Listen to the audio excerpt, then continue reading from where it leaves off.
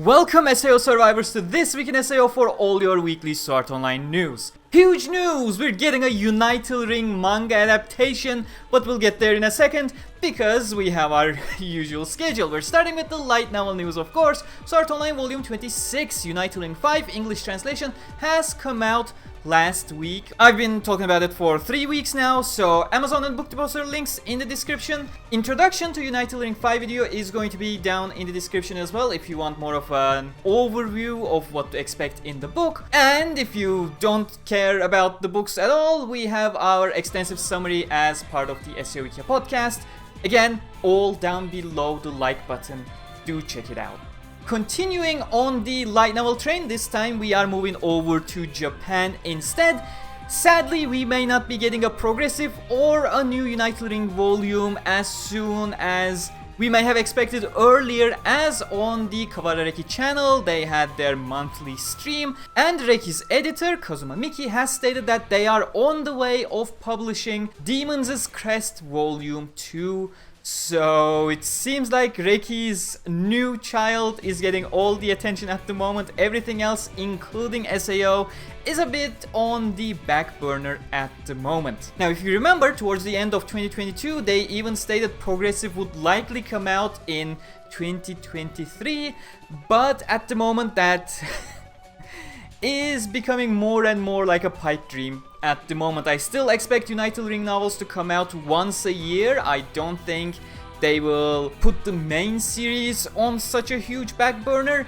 But again, there are complications there as well, because from my point of view, it's gonna be hard to continue Unital Ring without continuing Progressive at the moment due to very spoilery details from both Unital Ring and Progressive. So we're just gonna jump over to the next topic, and that is also Unital Ring. Unital Ring is getting a manga adaptation. Shonen Ace monthly magazine from here on out will feature Unital Ring's manga adaptation. So the May issue, which has come out on March 25th, always confuses me.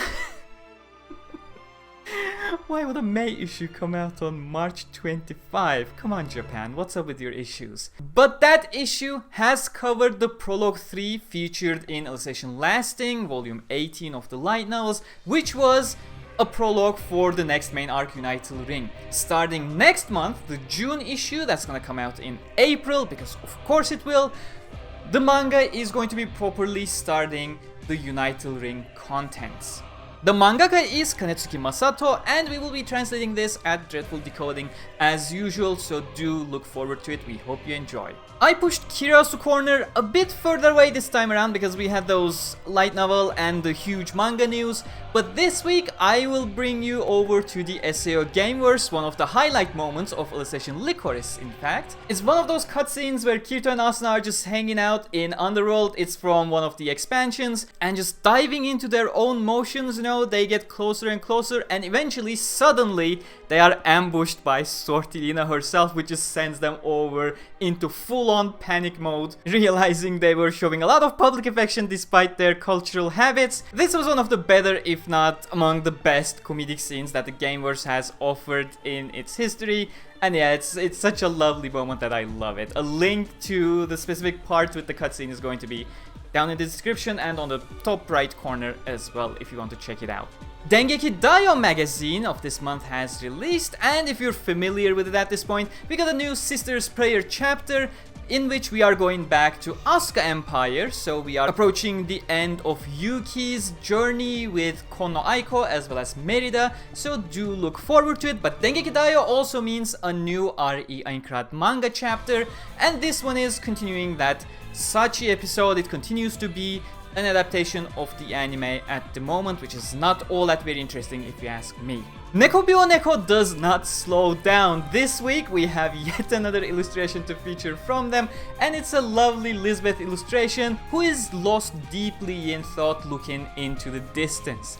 As always, thank you very much Nekobyou Neko for your beautiful art. March 26, March 26, 2023 marked the 8th anniversary of Sword Art Online Lost Songs release.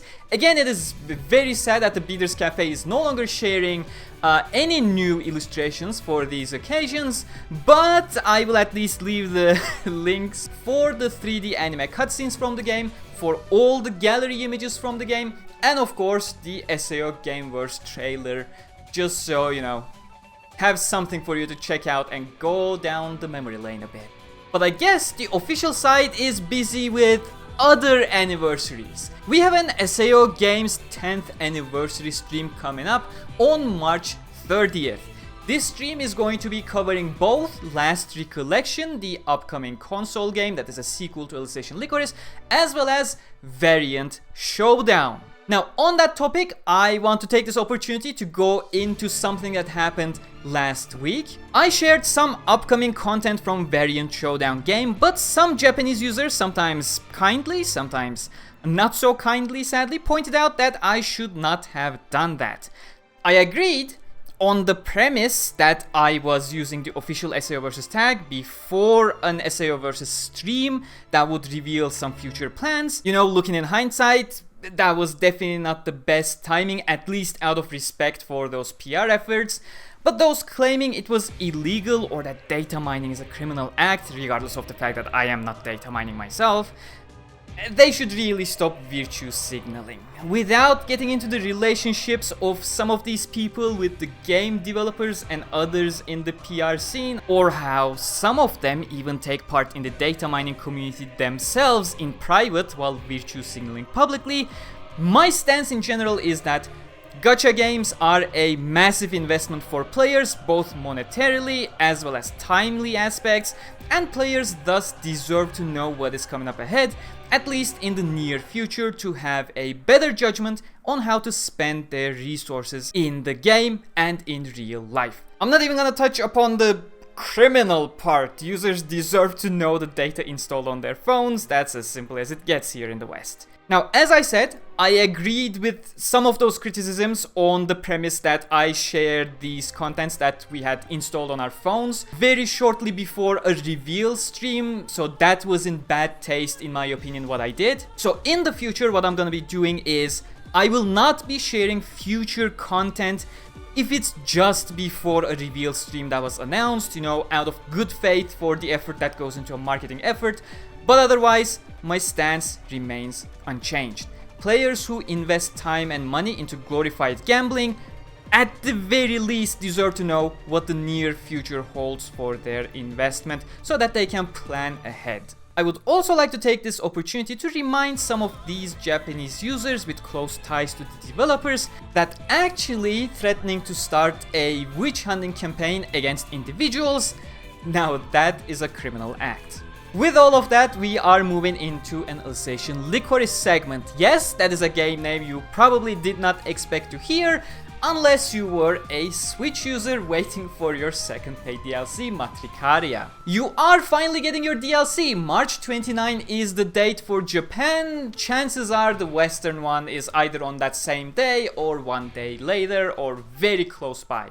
I really don't know. I did not follow the Switch release news, how they approached it in the West, but come on, it has to be quite similar. And this is probably the last time you will be hearing Alicization Lycoris in This Week in SAO. Now, on to the actual Variant Showdown news. There is the stream I talked about, of course. On March 29, we're getting a specific reveal stream for Variant Showdown. One day later, the 10th anniversary game stream is also taking place, featuring new Variant Showdown info as well. They may have quite a lot of overlaps though. One day after, that's quite a short time to announce some new stuff. What's in the game right now? Well, we're in the final days of the month, so that is the new limited battle event, which is really overstaying its welcome at this point, alongside a new banner that only brings a new Kirito ability to the table.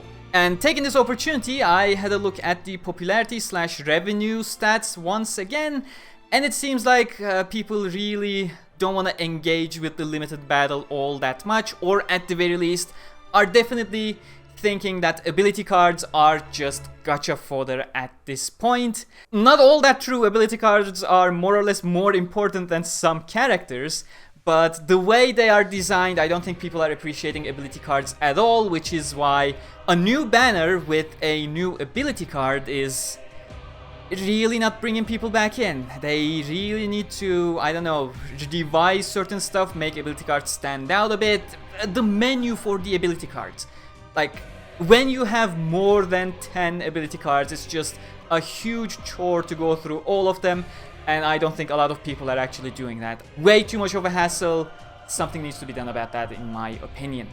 Now that I have done my armchair gacha game developer bit over here, we're moving over to the Integral Factor, where I have no personal comments, just a lightning round. We have the, what was it called? Overgear Technology Order. It features a Kirito, an Egil, a Yuki, and a Lisbeth. And I hope that was Lisbeth. Yes, it was Lisbeth. Worldwide 5th anniversary Brilliant Order is live, which features skills with seasonal backgrounds. If you're interested, for a full list of included skills, just go check the order page instead. We have once again Lifa's Limit Break Dojo, which is still not feeling very rewarding. It's the same rewards every single time. Even more rewards have been added to the White Day Assault event. Greedy Kobold Lord Hunt is here, featuring Coat of Midnight among other rewards, which is quite nice. I really want to get that one. Skill Releaser feature is live. Apparently this is supposed to empower your skills even further. I don't know, I didn't bother with the features they implemented into the skills for a couple years now. I am skipping on this one as well. And the Underground Labyrinth that ties into this. I think that's where you collect the materials for skill release and all that kind of stuff. Go ham. If that's your thing, go ham. Have fun. Last but not least, the Translation Corner. We're back at Dreadful Decoding, translating the RE Aincrad manga. We have just released chapter 4, where we're going into Tolbana, adapting Area of a Starless Night, and we got some, well, quite a lot of Kibao scenes, editing Shimenas's translation of Kibao. That was quite painful with how thick of an accent the guy has. I hope we ended up making him quite understandable without being too much of a hassle. We hope you enjoy. Link is going to be down below the like button. Please hit that like button as you scroll down. Please, it really helps a lot. And until next week, I am gonna say my goodbyes, and please stay cool. I will see you all next week.